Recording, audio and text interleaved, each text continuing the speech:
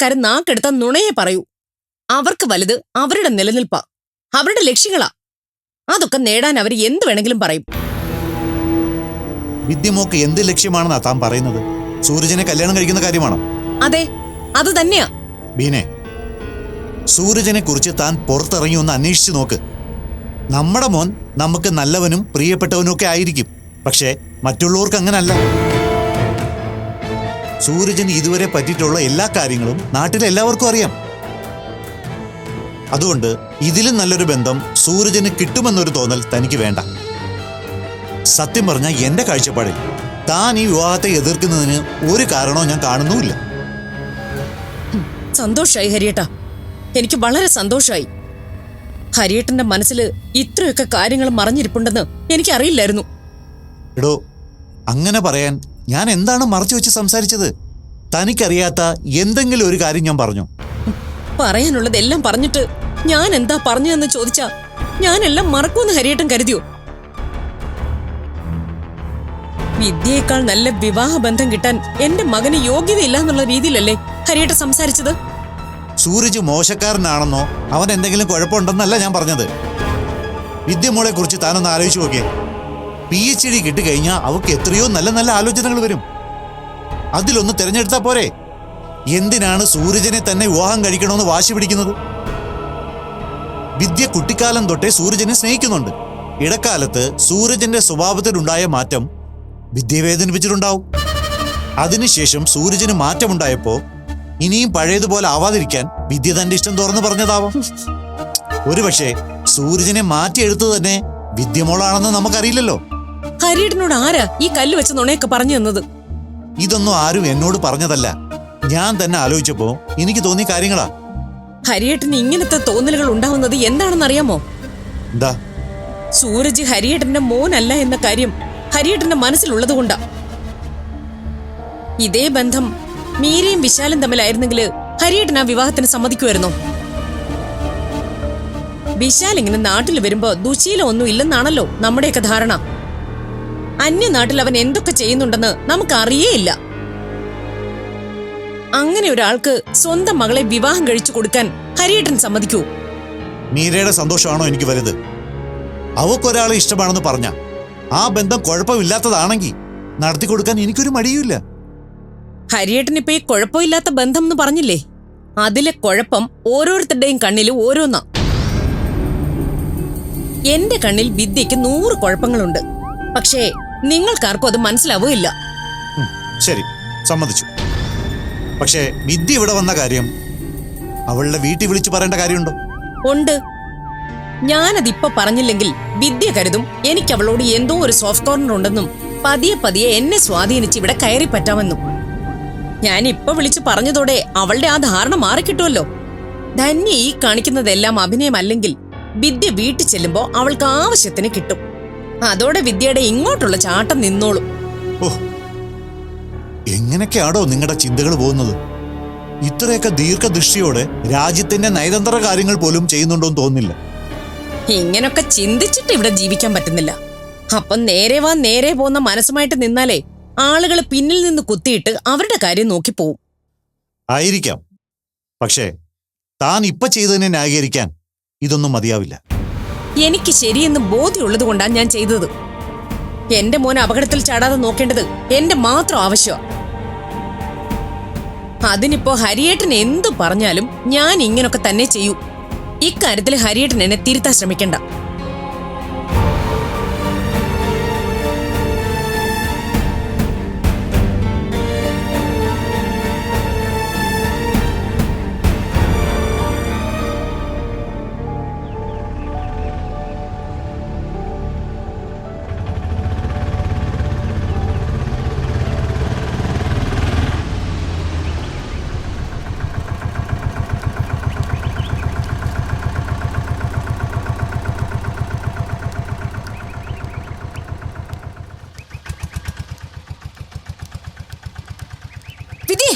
നിക്കടിയോടെ,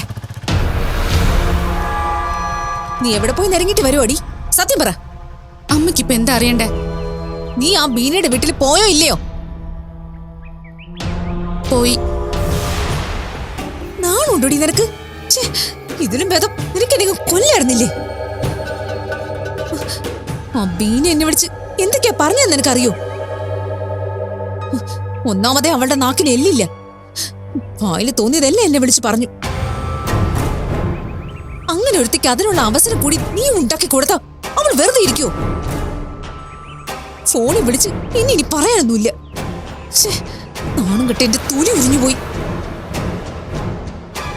ഇത്രയൊക്കെ സഹിക്കുന്ന മാത്രം ഞാൻ എന്ത് തെറ്റാ ചെയ്തത്? നിങ്ങൾക്ക് കൂടി സൂരജിനെ എവിടേക്കോ പറഞ്ഞയച്ചില്ലേ? അതെവിടെയാണെന്ന് ഞാൻ എത്ര പ്രാവശ്യം ചോദിച്ചു. ആരെങ്കിലും പറഞ്ഞു തന്നോ? എനിക്കറിയേണ്ട കാര്യങ്ങള് ഞാൻ തന്നെ അന്വേഷിച്ച് കണ്ടുപിടിക്കണമെങ്കിൽ പിന്നെ എന്താ ചെയ്യേണ്ടത്? അതറിയാൻ വേണ്ടി തന്നെ ഞാൻ അവിടെ പോയത്. എന്നിട്ട് നീ അറിഞ്ഞോ? തോന്നിയ വാസത്തിന് ഓരോന്ന് ചെയ്ത് കൂട്ടിയിട്ട് ഒരു നാണോ ഇല്ലാതെ തിരിച്ചു കയറി വന്നിരിക്കും അവള്. ഇടി, നീ സൂരജിനെ തിരക്കി അവന്റെ വീട്ടിൽ പോയി സംബന്ധം ആലോചിച്ചില്ലേ? ഞങ്ങളെല്ലാം കളഞ്ഞിട്ട് എല്ലാ ബന്ധവും അറുത്ത് മുറിച്ചിട്ട് പീനയുടെ അടിമയെ നിന്നോളാന്ന് പറഞ്ഞില്ലേ?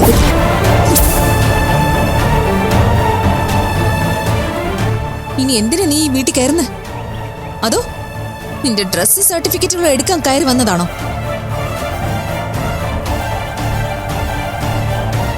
ഞങ്ങളെ വേണ്ടെന്ന് വെച്ചിട്ടേ ഇനി നീ ഈ പടി കടക്കാന്ന് കരുതണ്ട വിദ്യ. ഇറങ്ങി പൊയ്ക്കോണെ ഇവിടുന്ന്. ധന്യേ, നീ എന്തൊക്കെയാ പറയുന്നത്? ധന്യ, എന്തുണ്ടെങ്കിലും നമുക്ക് അകത്തു നിന്ന് സംസാരിക്കാം. വാതിൽക്കിൽ നിന്ന് വഴക്കിട്ട് വെറുതെ നാട്ടുകാരെ കൊണ്ട് പറയിക്കല്ലേ. അച്ഛാ, ഞാൻ മനസ്സിൽ പോലും ചിന്തിക്കാത്ത കാര്യങ്ങളാണ് അമ്മ വിളിച്ചു പറയുന്നത്. എല്ലാവരെയും ഉപേക്ഷിച്ച് ചെന്ന എന്നെ സ്വീകരിക്കാൻ ആന്റിയെ പറഞ്ഞത്. പക്ഷെ ഞാനതൊന്നും കേട്ടതായിട്ട് പോലും ഭാവിച്ചില്ല. അമ്മയെ എരികേറ്റാൻ വേണ്ടി ആന്റി എന്തൊക്കെയോ വിളിച്ചു പറഞ്ഞതാ. അത് കേട്ടിട്ട് അമ്മ ഇങ്ങനെ ദേഷ്യപ്പെടുന്ന. മോളെ, നീ അകത്തേക്ക് വാ. എന്താണെങ്കിലും ഇനി അകത്തിരുന്ന് സംസാരിക്കാം. വിദ്യ, അകത്തേക്ക് കയറ്. ബെന്നി, വാ.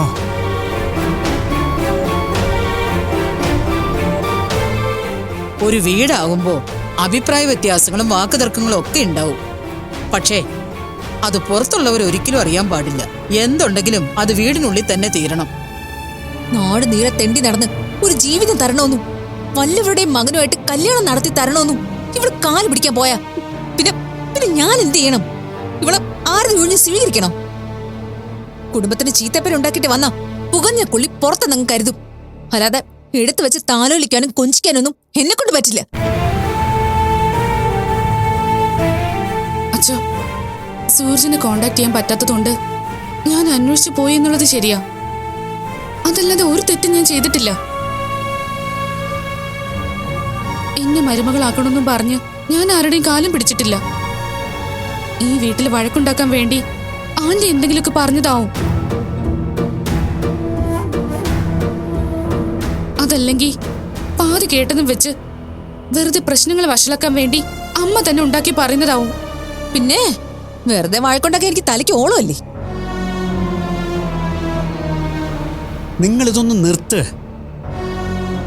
വിദ്യ പറഞ്ഞത് ശരിയാ. ബീനയ്ക്ക് നിന്റെ അമ്മയെ നന്നായിട്ട് അറിയാവുന്നതുകൊണ്ട് എന്തൊക്കെയോ വിളിച്ച് പറഞ്ഞതാ. ബീന ഉദ്ദേശിച്ചത് എന്താണോ അതിവിടെ സംഭവിക്കുകയും ചെയ്തു. ഇവിടെ സൂരജിനെ അന്വേഷിച്ച് അവിടെ ചെന്നതുകൊണ്ടല്ലേ ഇതൊക്കെ സംഭവിച്ചത്? ഇവളവിടെ പോവാതിരുന്ന മതിയായിരുന്നല്ലോ. എന്തൊക്കെ സംഭവിച്ചാലും ഈ വിവാഹം നടക്കാൻ ഞാൻ സമ്മതിക്കില്ലെന്ന് പറഞ്ഞതാ. പിന്നെ പിന്നെ ഇവൾക്കിപ്പോ അങ്ങോട്ട് പോകേണ്ട കാര്യമുണ്ടായിരുന്നോ? എന്തൊക്കെ സംഭവിച്ചാലും എനിക്കൊരു വിവാഹം നടക്കുന്നുണ്ടെങ്കിൽ ഇതേ നടക്കൂ. മറ്റൊന്നും നടത്താൻ ആരും പ്രതീക്ഷിക്കണ്ട. ഇവിടെ ഞാൻ ദേഷ്യവും എടുത്തുകാട്ടവും കൊണ്ട് ഇതിനൊരു പരിഹാരം ഉണ്ടാക്കാൻ ശ്രമിക്കരുത്. അങ്ങനെ ചെയ്താൽ അവസാനം നമ്മൾ തന്നെ ദുഃഖിക്കേണ്ടി വരും. അതേ തന്നെ, സ്നേഹത്തിലും നയത്തിലും മാത്രമേ വിദ്യയെ മാറ്റിയെടുക്കാൻ പറ്റൂ. അതുവരെ നീ ഇങ്ങനെ എടുത്തു ചാടി പെരുമാറരുത്. ചെയ്യുന്നതെല്ലാം അവളും കുറ്റം എന്റെ പെരുമാറ്റത്തിനും. പെണ്ണിന് നല്ല അടിയുടെ കുറവാ. കാരണം പുകച്ച് 2 കൊടുത്താൽ ശരിയാക്കാവുന്നതേ ഉള്ളൂ. നിങ്ങളിവിടെ സമാധാനം പറഞ്ഞോണ്ടിരുന്നോ? അവസാനം എന്താ ഉണ്ടാവുന്നെന്ന് കാണാം.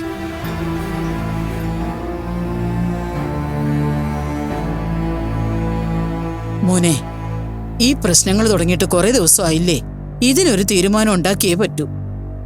ശരി അമ്മേ.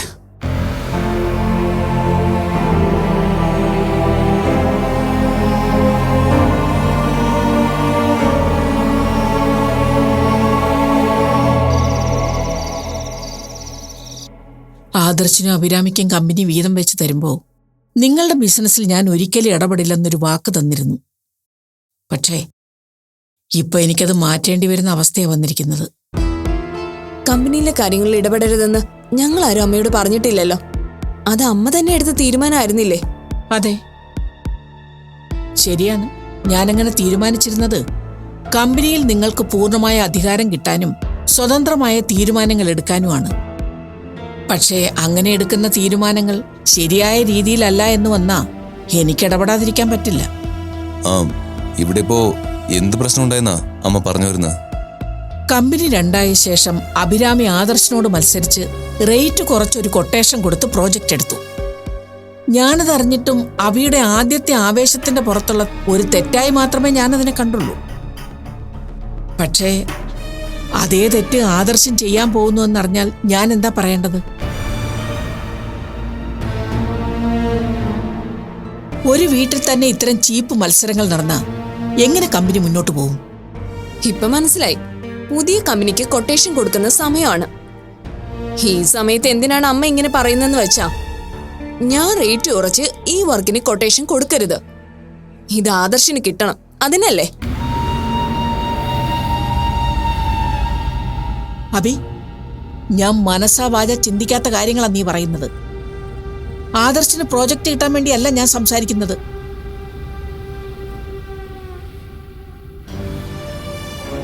ഒരു വീട്ടിൽ നിന്ന് സഹോദരങ്ങൾ തന്നെ ഇങ്ങനെ ശത്രുക്കളെ പോലെ മത്സരിക്കരുതെന്നാണ്.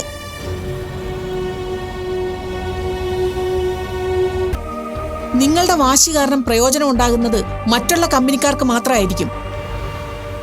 ഞാൻ പറയുന്ന അതിന്റെ അർത്ഥത്തെ മനസ്സിലാക്കി നിങ്ങൾക്ക് കൊള്ളാം. അമ്മയോട് ആരാ അതൊക്കെ പറഞ്ഞത്? പ്രത്യേകിച്ച് ഞാൻ റേറ്റ് കുറച്ചാണ് കോട്ട് ചെയ്യുന്നത്. നിന്റെ രീതികൾ കണ്ട് പേടിച്ചിട്ട് ഈ മത്സരം അവസാനിപ്പിക്കാൻ എന്തെങ്കിലും ചെയ്യണോന്ന് മീര തന്നെ എന്നോട് പറഞ്ഞത്.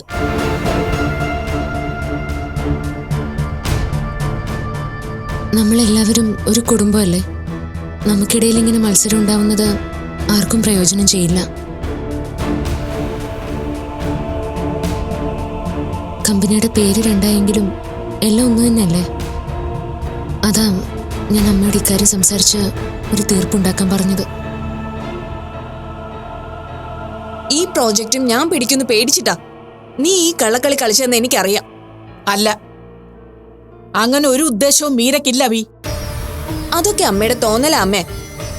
അമ്മ ഈ രീതിയിൽ ഇടപെട്ടില്ലായിരുന്നെങ്കിൽ ഈ പ്രോജക്റ്റ് ഞാൻ തന്നെ പിടിച്ചേനെ. അതിനെക്കുറിച്ച് ഇന്ന് രാവിലെ കൂടി ഞാൻ വിഘ്നേഷേട്ടനോട് സംസാരിച്ചതേ ഉള്ളൂ. അല്ലേ വിഘ്നേഷേട്ടാ? അതെ അതെ ശരിയാ, അഭി പറഞ്ഞായിരുന്നു. കേട്ടല്ലോ. പക്ഷേ അമ്മ ഇത്രയും പറഞ്ഞതുകൊണ്ട് ഞാനൊരു കാര്യം പറഞ്ഞേക്കാം. ഞാൻ ഇനി ഈ പ്രോജക്റ്റിന് വേണ്ടി കൊട്ടേഷൻ ഒന്നും കൊടുക്കുന്നില്ല. എന്നെ പേടിച്ച് ആരും ടെൻഷൻ ആവുകയും വേണ്ട. നിങ്ങൾ തന്നെ അതെടുത്തോ. എനിക്കാരുടെ ഔദാര്യൊന്നും വേണ്ട. ഞാൻ ആരെയും പേടിച്ച് അമ്മയോട് സംസാരിക്കാൻ ഏൽപ്പിച്ചിട്ടുമില്ല. മീരയ്ക്ക് എന്തോ ഭ്രാന്ത് തോന്നിട്ട് അമ്മയോട് വന്ന് പറഞ്ഞതാ. പിന്നെ എനിക്ക് വേണ്ടി ആരും കൊട്ടേഷൻ കൊടുക്കാതിരിക്കണ്ട. എന്റെ കമ്പനിക്കുള്ള പ്രോജക്റ്റ് പിടിക്കേണ്ടത് എങ്ങനെയാണെന്ന് എനിക്കറിയാം. നിങ്ങൾ തമ്മിൽ വെല്ലുവിളി നടത്താനല്ല ഞാനിതിപ്പോ സംസാരിച്ചത്. നിങ്ങൾക്കിടയിൽ പ്രശ്നങ്ങളുണ്ടെങ്കിൽ അത് പറഞ്ഞ് പരിഹരിക്കാൻ വേണ്ടിയാ. അമ്മേ, കമ്പനി രണ്ടായാൽ മത്സരങ്ങൾ ഉണ്ടാവും. അത് അമ്മ പറഞ്ഞാലും ഇല്ലെങ്കിലും സംഭവിക്കും. അത് മനസ്സിലാക്കാനുള്ള ബോധം മീരയ്ക്കോ ഇല്ല. പക്ഷെ അമ്മയെങ്കിലും അതൊന്ന് മനസ്സിലാക്കണമായിരുന്നു.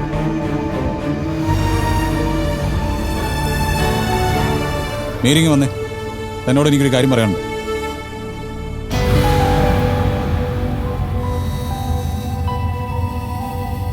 മീര പറയുന്നത് കേട്ട് ഇതൊക്കെ എല്ലാവരെയും വിളിച്ച് സംസാരിക്കേണ്ട വല്ല കാര്യം ഉണ്ടായിരുന്നോ? അമ്മയ്ക്ക് എന്നോട് പറഞ്ഞാ പോരായിരുന്നോ?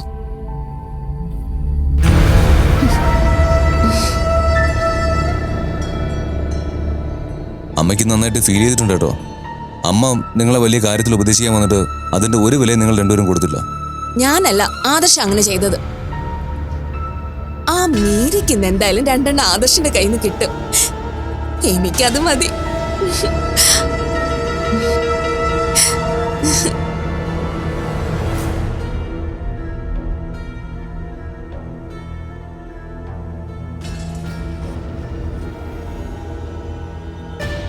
താൻ നിന്നോട് ആവശ്യമില്ലാത്ത കാര്യങ്ങൾ അമ്മയോട് പറയാൻ പോയത്? അത് ആദർശേട്ടാ, അഭിജിയെ പോലെ തന്നെ ആദർശേട്ടനും കമ്പനിയുടെ കാര്യത്തിൽ വാശി കാണിക്കാൻ തുടങ്ങിയ നമ്മുടെ അവസ്ഥ എന്താവും? അത് മൊത്തത്തിൽ ബാധിക്കുന്നത് ഈ കുടുംബത്തെ തന്നെയല്ലേ? കമ്പനിയിലെ കാര്യങ്ങളിൽ എന്താ ചെയ്യേണ്ടതെന്ന് എനിക്കറിയാം മീര. അതിന്റെ ഇടയിൽ ആരും എന്നെ ഉപദേശിക്കാൻ അമ്മയുടെ കൂട്ടുപിടിക്കേണ്ട കാര്യമില്ല. ഇവിടെ പ്രശ്നങ്ങളെല്ലാം തുടങ്ങിയത് എന്റെ പേരും പറഞ്ഞ. അഭിചേച്ചിക്ക് ഞാൻ ഈ വീട്ടിൽ മരുമകളായിട്ട് വന്നത് ഇഷ്ടപ്പെടാത്തോണ്ടാ ചേച്ചി ഇപ്പൊ പാർട്ടീഷൻ ആവശ്യപ്പെട്ടതും കമ്പനി രണ്ടാക്കിയതും എല്ലാം. അപ്പോഴും അമ്മ പറയുന്നതനുസരിച്ച് നമ്മൾ ഇവിടെ തന്നെ നിന്നത്. ഇനിയും ഈ കുടുംബം കൂടി പിരിഞ്ഞു പോയിന്ന് നാട്ടുകാരെ കൊണ്ട് പറയിപ്പിക്കാതിരിക്കാനാ. ഇത്രയൊക്കെ ചെയ്തിട്ട് നിങ്ങൾ തമ്മിൽ വാശിക്ക് കമ്പനിയിൽ നഷ്ടം വരുത്താൻ തുടങ്ങിയ അവസാനം കമ്പനിയുടെ നാശവും കുടുംബത്തിന്റെ തകർച്ചയും കൂടി കാണേണ്ടി വരും. അങ്ങനെ ഒന്നും സംഭവിക്കാതിരിക്കാനാ ഞാൻ അമ്മയോടെല്ലാം തുറന്നു പറഞ്ഞത്. എന്നിട്ട് അമ്മ അറിഞ്ഞുകൊണ്ട് എന്ത് പ്രയോജനം ഉണ്ടായത്? അബിക്ക് പറഞ്ഞു തിരിക്കാൻ ഒരു കാരണം കൂടി കിട്ടി. ഇനി അവളെ പേടിച്ച് ഞാൻ കൊട്ടേഷൻ എമൗണ്ട് കുറച്ചു വെച്ചൊന്നും അതിനുവേണ്ടി അമ്മയെ കൊണ്ട് പറയിപ്പിച്ചെന്നൊക്കെ അബി പറയും. ആദർശേട്ടാ, അഭിചേച്ചി പറയുന്നതെല്ലാം നമ്മളെ പ്രകോപിപ്പിക്കാനാണെന്നും വെറുതെ പ്രശ്നങ്ങൾ ഉണ്ടാക്കാനുമാണെന്ന് അറിഞ്ഞു വെച്ചുകൊണ്ട് നമ്മൾ അതിനോട് പ്രതികരിക്കേണ്ട കാര്യമുണ്ടോ? അങ്ങനെ കേൾക്കുന്നതിനെല്ലാം പ്രതികരിക്കാതിരിക്കാൻ എപ്പോഴും പറ്റിയെന്ന് വരില്ല. ഞാനൊരു സാധാരണ മനുഷ്യനാണ്.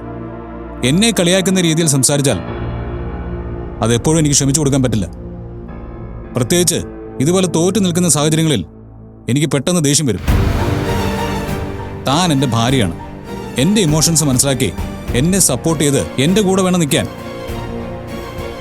അതല്ലാതെ എൻ്റെ തെറ്റുകൾ കണ്ടുപിടിച്ച് തിരുത്താൻ മറ്റുള്ളവരുടെ കൂടെ കൂടുകയല്ല വേണ്ടത്. ആദർശേട്ടാ, ഞാൻ പുറത്താരോടും അല്ലല്ലോ പറഞ്ഞത്. ആദർശേന്റെ സ്വന്തം അമ്മയോടല്ലേ? അതെ, പക്ഷെ അമ്മ സംസാരിക്കാൻ വന്നപ്പോ അബിയും വിഘ്നേഷും എങ്ങനെ വന്നു? അത് എല്ലാവരോടും ഒരുമിച്ച് സംസാരിക്കാൻ അമ്മ വിളിച്ചതാ. ആദർശേനെ അഭിചേച്ചിയും ബാധിക്കുന്ന കാര്യമായതുകൊണ്ട് ഒന്നിച്ച് സംസാരിക്കാന്ന് അമ്മ കരുതി കാണും. അബി റേറ്റ് കുറച്ച് കൊട്ടേഷൻ കൊടുത്തപ്പോ അമ്മയ്ക്ക് ആരോടും സംസാരിക്കണ്ടായിരുന്നോ? എടോ, ഞാനൊരു കാര്യം പറഞ്ഞേക്കാം. നമ്മൾ ഈ മുറിയിൽ സംസാരിക്കുന്ന കാര്യങ്ങൾ ഇവിടെ എൻ്റെ അമ്മയോടോ തൻ്റെ വീട്ടുകാരോടോ മറ്റാരോടെങ്കിലോ പറയേണ്ട കാര്യമില്ല. ഇനി തനിക്ക് എന്തെങ്കിലും ആവശ്യത്തിന് വേണ്ടി പറഞ്ഞാലും അതിൽ എന്നെ ഉൾപ്പെടുത്താൻ നിൽക്കണ്ട. അതിന്റെ പേരിൽ എന്നെ ആരും ഉപദേശിക്കാനും വരാൻ പാടില്ല. ഞാനൊരു നല്ല ഉദ്ദേശത്തോടെ ചെയ്തത് ആദർശേട്ടാ. തന്റെ ഉദ്ദേശം എന്തായിരുന്നാലും അതുകൊണ്ട് ഒരു പ്രയോജനവും ഉണ്ടാവില്ലെന്ന് മനസ്സിലായില്ലേ? താൻ എനിക്ക് വേണ്ടിയും കമ്പനിക്ക് വേണ്ടിയും ഈ കുടുംബത്തിന് വേണ്ടിയും പല കാര്യങ്ങളും ചെയ്തിട്ടുണ്ട്. പക്ഷെ ഇപ്പൊ അതല്ല ഇവിടുത്തെ സിറ്റുവേഷൻ. ഞാൻ എൻ്റെ നിലയിൽ ഒറ്റയ്ക്ക് ജീവിക്കാൻ പ്രാപ്തിയുള്ളവനാണെന്ന് തെളിയിക്കേണ്ട സമയമാണ്. അതിൽ പരാജയപ്പെട്ട് നിൽക്കുക ഞാനിപ്പോ. അതിൽ നിന്നൊന്ന് കരകയറാൻ നോക്കുമ്പോ താൻ തന്നെ എന്നെ തളർത്താൻ നോക്കിയാ ഞാൻ എന്തു ചെയ്യും? ഞാൻ പറയുന്നത് തനിക്ക് മനസ്സിലാവുന്നുണ്ടോ? ആദർശേട്ടാ, ഇവിടെ നമ്മൾ കൊടുത്തൊരു കൊട്ടേഷൻ കിട്ടിയില്ല എന്ന് കരുതി ആദർശേട്ടന് എങ്ങനെ ഒരു പരാജയം ആവുന്നേ? കമ്പനിക്ക് കൊട്ടേഷൻ കിട്ടുന്നതും പോകുന്നതും ഒക്കെ സാധാരണ കാര്യമല്ലേ? അതെ, പക്ഷെ ഇത്തവണ എന്നോട് മത്സരിച്ച് ജയിച്ചത് അബിയ. അവളെ ഞാൻ അണ്ടർ എസ്റ്റിമേറ്റ് ചെയ്തു. അവൾ ഒരിക്കലും ഇങ്ങനെ വർക്ക് പഠിക്കുമെന്ന് ഞാൻ കരുതിയില്ല. അതെനിക്ക് പരാജയം തന്നെയാണ്. ഇത്തവണയെങ്കിലും എനിക്ക് ആ ക്ഷീണം മാറ്റിയേ പറ്റൂ. ഓ, ഇതിനി എന്ത് തലവേനാണെന്തോ.